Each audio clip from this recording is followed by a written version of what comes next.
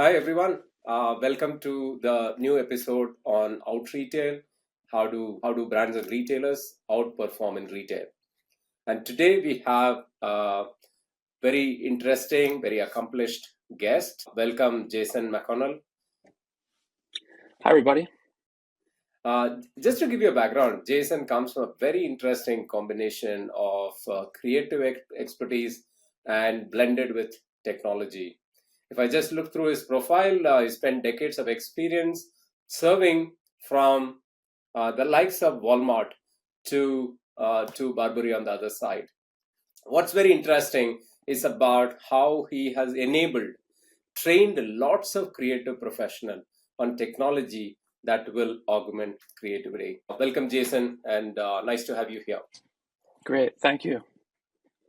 I want to start off with, a first question on how do you think creative professionals can use AI or technology to take informed decisions on products? But finally, everybody is creating products for consumers. Right. Um, this is really important because we make just excess of too many things. You can see it when you go to stores, everything's always on sale. And so we really need to tap into data and insights before we're making millions of units of things, so that we don't have so much waste. And so I think going forward, AI and data-driven decisions we don't have to lose too much creativity, but you need some guardrails so that you're not creating products that nobody wants. And that's a massive problem that we need to figure out. No, absolutely. I think the numbers are mind-boggling, and as we can see, one out of two products close to that globally out of the $3 trillion fashion industry. Consumers don't like the way that brands and retailers are putting the product across to them, right? Yeah. So one follow-up question on that, Jason, is as people start to use technology and data, how do you think that they can preserve the creativity at the same time being consumer relevant? How can they preserve their creativity? Yeah, and not getting impacted by the data. Data is used for its purpose, but at the same time, it's not coming in way of creativity. So you need to understand your customer. You need to understand, like I said, the guardrails of how you're creating.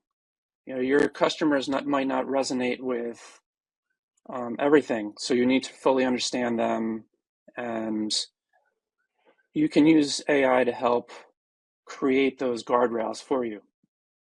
Got it. In other words, use the contextually relevant data to create guardrails, and within that, have all the creative freedom. Right. It's within a certain extent. You don't have full reign on creativity. You have costs that you have to worry about, logistics and sourcing and all that stuff you have to think about. So you could use these AI platforms to help guide you so that you don't just have this open-ended creative process, and you can work within that space.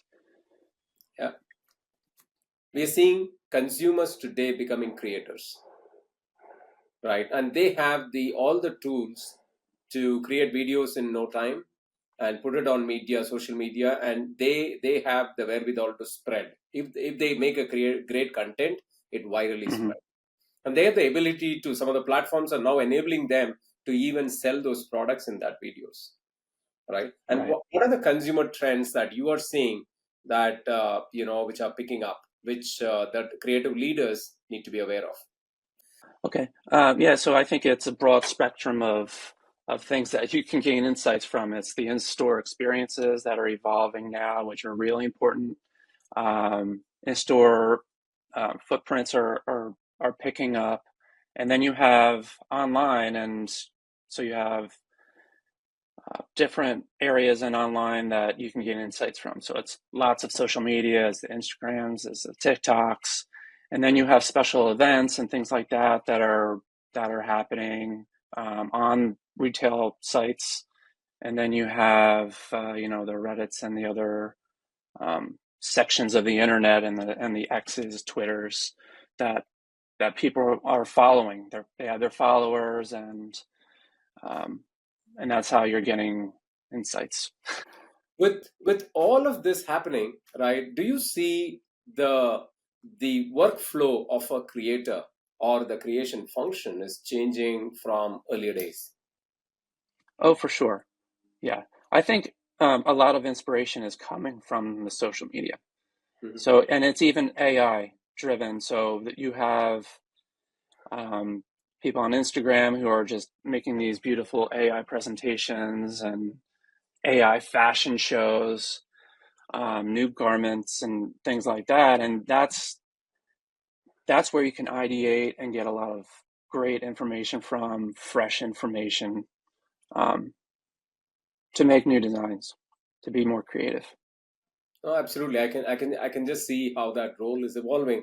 And from our experience, Jason, what we have seen is that you know data in itself is not good unless the data is clean and the data is relevant.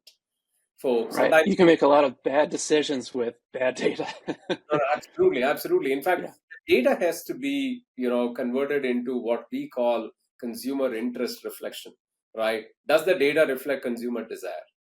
Right. Mm. Now, that can come from retail websites, it can come from social media, it can come from, like you said, observations, right, in events or observations on the street.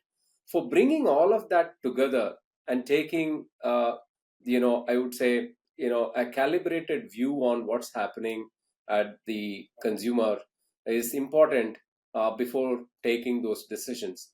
I think, one side is to have all of the data, second is to ask this question: is the data relevant? For relevance of the data is going to be very important with a lot of AI solutions coming in the market, and educating everybody about what is relevant for a particular brand, and Mm. also what is relevant for brand A may not be relevant for brand B or relevant for brand C. Definitely. Right. And over and above that, you also see geographical or regional differences, right? There is no one trend of what will happen in 25 or 26. It's all about what could happen in my region for my customers, relevant for the DNA of the brand. So there's a Right. lot of fine grained questions, right, which are still left, right? It's not about just using all of this. How do we make it very contextual? 100%. Yeah. Yeah. The next question I have for you is, Jason, what do you think the design leaders, how can they work very closely with the leadership in progressing some of the business metrics? How critical are they for the performance of an organization? Okay. Designers bring different viewpoints, and I think that, to make round, sound decisions, you need to have input from your whole organization. You need input from your designers that are in the fields, they're working as consumers, they're consuming information on social media, they're learning about trends, and they get information that the higher ups in businesses maybe don't get. So you need to round out decisions with your designers. Because I think designers are more in tune with consumers. They're constantly in it. They're in social media. They're in stores. Maybe they have a little bit better understanding of the consumers, and so I think that they're an integral part of decision making. Yeah. How can brands and retailers take sustainability beyond just a buzzword into a competitive advantage? Okay, right now, I believe that it's all greenwashing. There's so much talk about recycled content, and honestly, so much energy is put into gathering these resources, and then the final products are not really recyclable most often. I think it's just been a marketing buzz for a long time. I think what has to happen is we need new products. It has to happen on the fiber level. We need biodegradable polyesters and nylons and synthetics.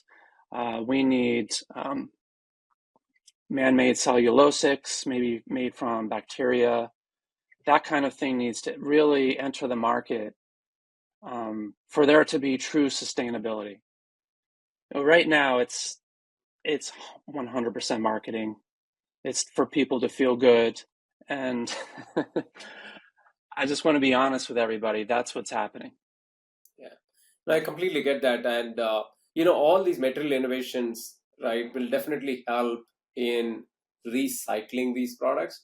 But I just want to bring one more dimension that we talked about the amount of waste which is generated by also making products which consumers don't like. Do you think all of what we discussed, that if we take informed decisions, will also make less to meet the same consumer demand, which will also help overall sustainability?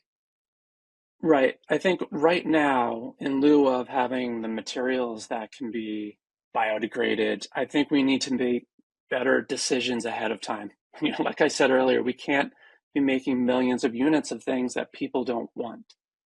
So a form of sustainability really could be, you know, looking at insights ahead of time and making more informed decisions before you make millions of units of things that people don't It's want. a combination. Yeah, it's a combination of quality of decisions and also material science and engineering, so that we can make the right quantity, right amount, and anything which is left over can be recycled and make it a lot more sustainable.